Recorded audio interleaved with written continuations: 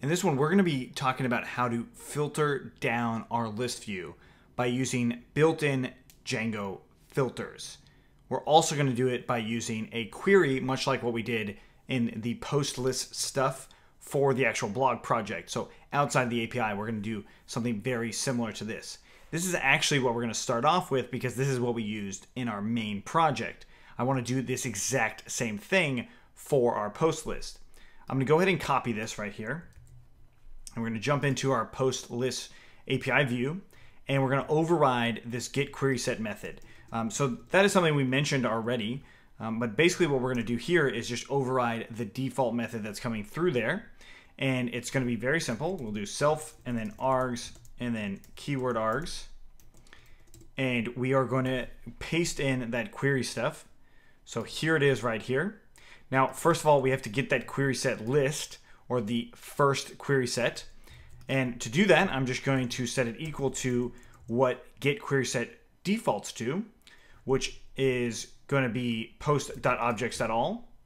For us, that's what we're going to default it to. You could also default it to what the class would do, which would be super, and that's post list API view, self, and then dot get query set, args, and keyword args. Now this and this is redundant. So we actually don't need both of these things. We only need one of them. So I'm going to go ahead and get rid of this. Actually, I'll leave it in as a comment so you can see it, but we really don't need it. And we also don't need this query set attribute any longer either. So I'm going to go ahead and cut that out and paste that here. Come in here, and we're going to return query set list.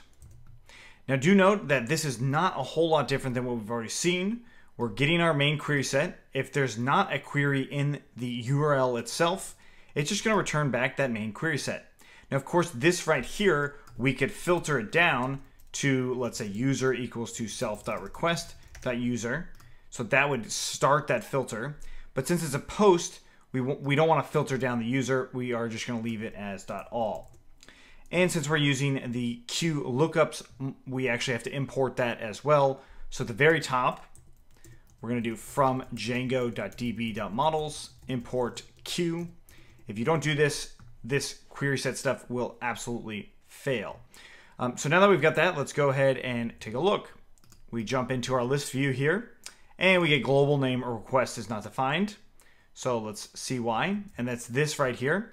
Now, this is a class-based view, so we have to use self.request in order for that to work. Refresh, it comes back. And now here, if we want to actually query this, we could do $Q equals to, and let's just say, I'll say new post. And we get nothing, right? But if I just did new post without the quotes, I will get the related item. So new post without the quotes, it gives us that. And again, new post lowercase, it still gives us that too. So the query itself could be improved and stuff like that, but that's not something we're going to cover here. We definitely talk about it more in our Django models stuff on jointcfe.com. But as far as the query is concerned, we have now created a pretty solid query. So first name iContains, we have that. If we actually look in the admin, it will probably help us with the first name query. Login, users, CFE. There is no first name. I'll just say mine and first and full name. So now if I do that same query and say Justin, it's now going to look for that user, and it's showing us what the query is right there. Cool. So that's one way to do it. That is not the only way to do it. There is, like with many things in programming, there is another way, and there's a built-in way with the REST framework for the filters that come with it. So this is actually coming from the documentation, but we're going to explain it as we go. So we'll do filter, and we're going to import two different kinds. The first filter is the search filter, and the second one is the ordering filter. All right, so the search filter, we're going to come down back into our class down here, our list view class, and we're going to do filter backends, and we're going to equals to search filter. And then I'll set search fields equal to the fields I want to search. So title, content, user first name, not I contains, but just user first name.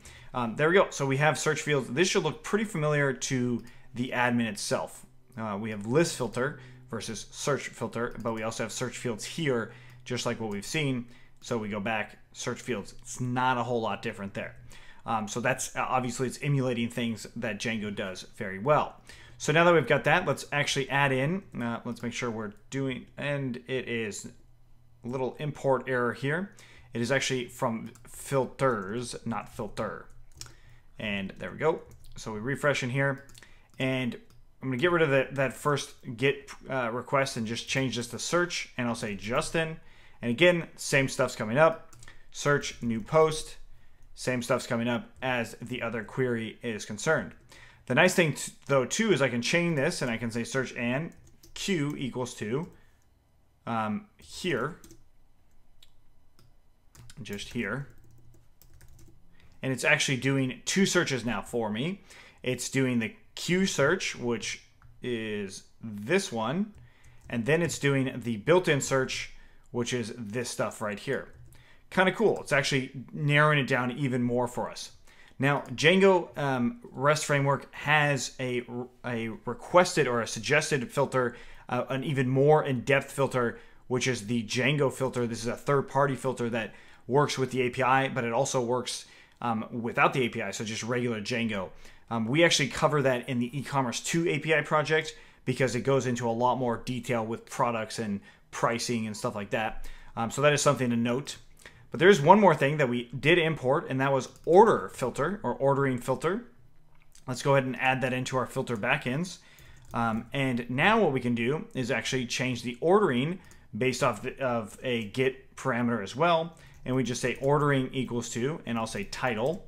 Of course, I only have one thing in here, so let's actually get rid of Q. And we see now ordering going into title. If I put a dash in front of it or minus, it will reverse that order. And that's the same thing with user. And then again, if I put a dash in front of it, it reverses that order. You can do this with publish as well. And these are published not the same. So if I replace it, it will adjust accordingly. Pretty cool. So that is how we do some basic filtering here as far as getting our search and how that is concerned. So if you have any questions on what we did here, let us know. Otherwise, let's keep going.